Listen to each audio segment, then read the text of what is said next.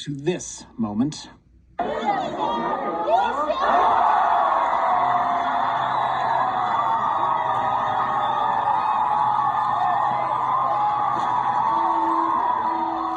You're hearing the sounds of sweet victory on an ice rink in Mont Blanc, France, where a team of Broomball players ran at each other, grabbing one another, falling into this giant pile in celebration. The Ottawa-based team, the Helicopters, had just become the world Broomball champions in the nail-biting final match. Helicopters won 1-0 against Montreal's Patriots.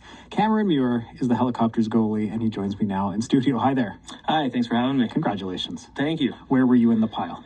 I was towards the top, which is not good for a goalie. We're usually the bigger of the bunch, so I feel bad for the ones at the bottom. Yeah, the heaviest gear, don't you? Like, yeah. That'd be the same in Broomball, Yeah. wouldn't it? Oh, yeah.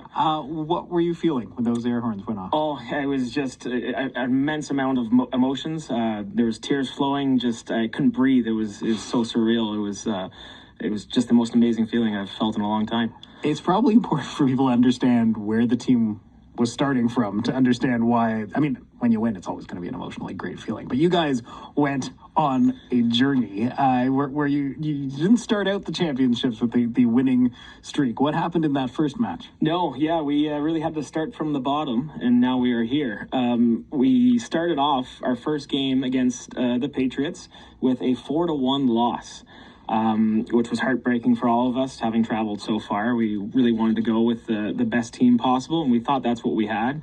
And it was really a kick in the shins to take a big loss like that right out of the gate. But what happened? Like, what do you when I know we won the championship, Alan. Why are you making me talk about the first game where we didn't do so well? But why? What was it about that first game? It's penalties. It came down to penalties. I think we took 8 penalties in a 36-minute game. 8 penalties is 16 minutes. So it's really hard to win. So they got 4 power play goals in that first game.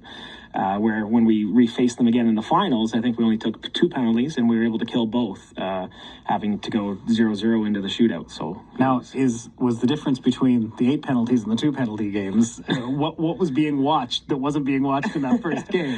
Well, I think it was more controlling our emotions. Facing another team from Canada, it's players we've seen before, and they can get pretty feisty those games when you know the other team and you just want to beat them. But being able to control your emotions and play for the team. Feisty, Cameron. What does that mean? Oh, there was some pushing. Maybe one of our players ran into their goalie and threw his helmet off, sort of stuff like that. It can get feisty. It's a full contact sport, so it gets pretty heated. Did they run into you?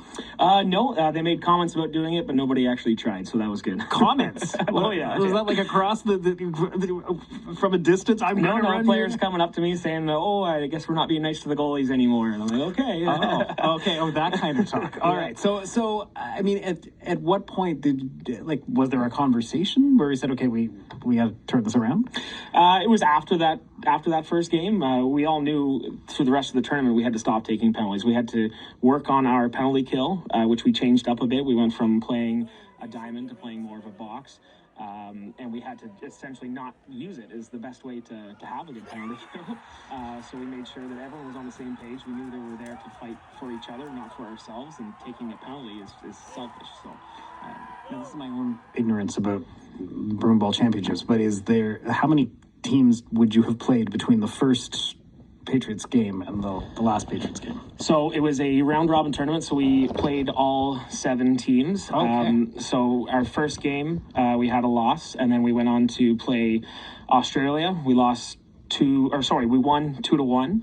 And then we played the other 5 teams, and we did not allow another goal for the rest of the tournament. Wow. And now, we did not allow, says the goalie, a goal. I mean, that sounds like a lot of work for the goalie. I know it's the rest of the team as well, but it comes down to you at a certain point. Honestly, I did not have a lot of shots for this tournament. Okay.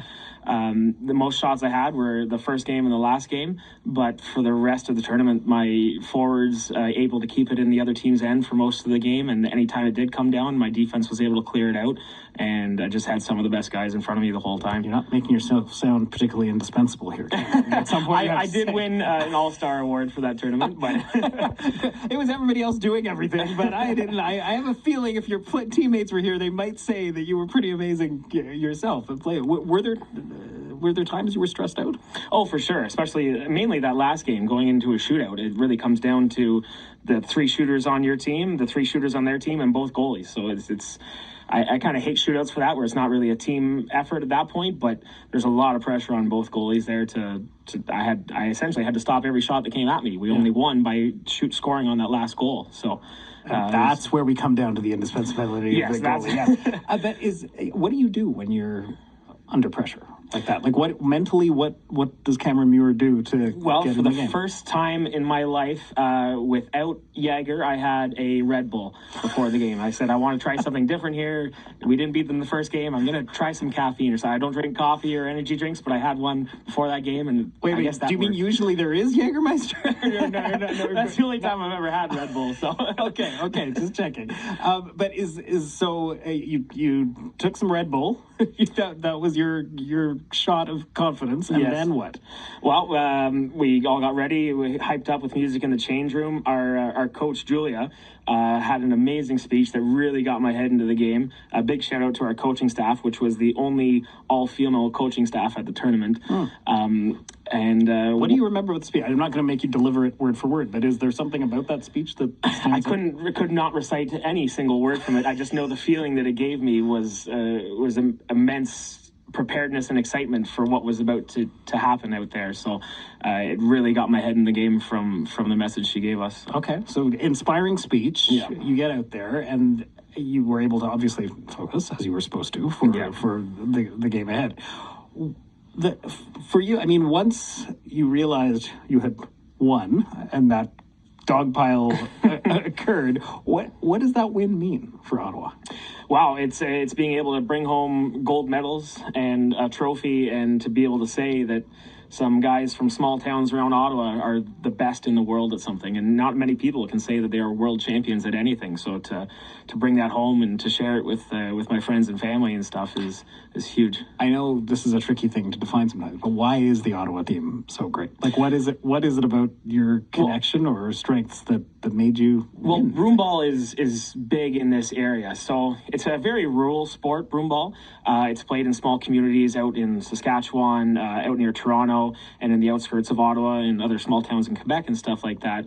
So luckily, in the Ottawa area, there's quite a few small communities out in Pakenham and then Russell and Finch and Maxville. And luckily, we were all close that we were able to pick the best players from all those small leagues in our area and put together the best team possible, essentially from Ontario, we thought. And you are from? I am from Chesterville originally. I live in Avonmore now, about an hour from here. So. Okay, so the Avonmore scene in Broomball is a strong one? Yeah, so right next to Avonmore is the town of Finch, and they've got the Finch Youth Broomball League, which is where I started playing, and it's hundreds of kids play there, and they grow to love the sport. And like, what brought you in? How did you know that this was a sport that you needed to do? Well, my dad, who he played when he was a kid, he got me into the sport and my siblings at a young age.